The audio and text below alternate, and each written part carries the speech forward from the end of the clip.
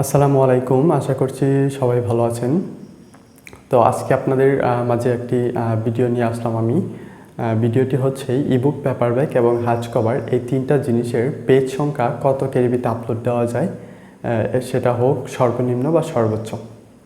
তো এই কোয়েশ্চেনটা আমাকে অনেকেই করেছেন, মেসেঞ্জার অনেকেই করে দেখেন যে কত সর্বনিম্ন কত পেজ দেওয়া যায় বা আমরা কত পেজ দিলে ভালো হয়। সেজন্য ভাবলাম যে এটার একটা ভিডিও তৈরি করা যাক। আর আমি মূলত হচ্ছে অনেক দিন পরে ভিডিও নিয়ে আসলাম। তো এখন থেকে আশা করছি নিয়মিত আপনারা ইউটিউবে ভিডিও পাবেন।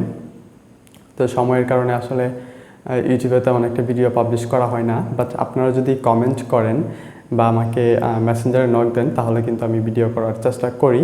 সো আপনারা এই ভিডিওটার কমেন্টে অবশ্যই কমেন্ট করবেন যে আপনারা কী ধরনের ভিডিও চান, বা আপনারা যদি হচ্ছে ইউটিউব বা ফেসবুক এর লাইভ চান তাহলে আমি লাইভে আসবো ইনশাল্লাহ, এবং লাইভে আসার মাধ্যমে আপনাদেরকে হচ্ছে কেডিপির যেই আপনাদের সমস্যাগুলো আছে সেগুলো আমি সমাধান করার চেষ্টা করব।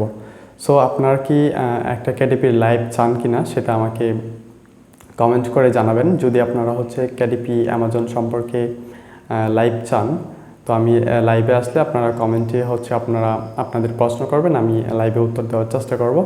সো এটা যদি আপনারা চান তাহলে অবশ্যই কমেন্ট বক্সে জানাবেন।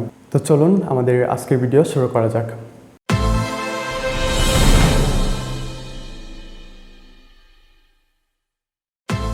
ওয়েল, আমরা একটি কেডিপি অ্যামাজনে একটি বই পাবলিশ করার জন্য ইবুকের ক্ষেত্রে সর্বনিম্ন আমরা বই পাবলিশ করতে পারবো, পেজ পাবলিশ করতে পারবো আমরা হচ্ছে 25 পেজ।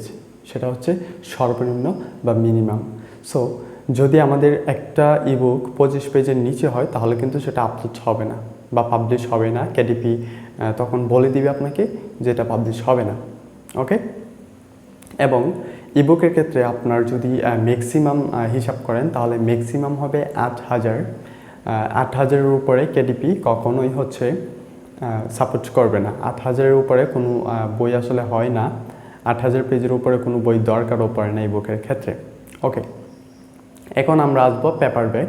সো পেপারব্যাক যদি আমরা চিন্তা করি তাহলে পেপারব্যাকের কথায় আসলে আমরা মিনিমাম পাবলিশ করতে পারবো 24 পেজ। কেডিপির ইবুকের মধ্যে ছিল কিন্তু মিনিমাম 25 পেজ, পেপারব্যাকের মধ্যে মিনিমাম 24 পেজ, এবং পেপারব্যাকের যে ম্যাক্সিমামটা কত হবে সেটা কেডিপি উল্লেখ করে নাই, বা কেডিপি এটা বলে দিছে এরকম যে আপনার সেটা নির্ভর করবে আপনার যে প্রিন্টিংয়ের যে কস্ট আছে সেই কস্টের উপর, বা প্রিন্টিংয়ের কাগজের উপর, বা কালির উপর, কালির উপর।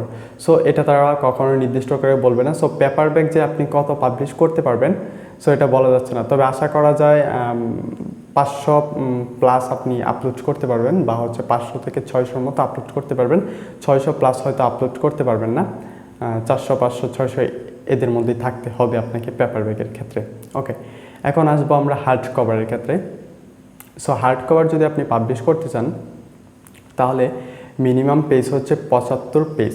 যদি আপনি একটা ইবুক তৈরি করেন সেটা 50 পেজের, যদি চান যে আমি ইবুক, হার্ড কভার এবং পেপারব্যাক তিনটা পাবলিশ করব তাহলে আপনি পারবেন না, কারণ ইবুকের ক্ষেত্রে 25 পেজ রুলস পালন করছে, পেপারব্যাকের ক্ষেত্রে 24 পেজ সেটারও রুলস ঠিক আছে, বাট আপনার যখন হার্ড কভার পাবলিশ করতে যাবেন তখন তারা এইখানে সিগন্যাল দিয়ে দিবে যে আপনাকে 75 পেজের নিচে হার্ড কভার পাবলিশ হবে না।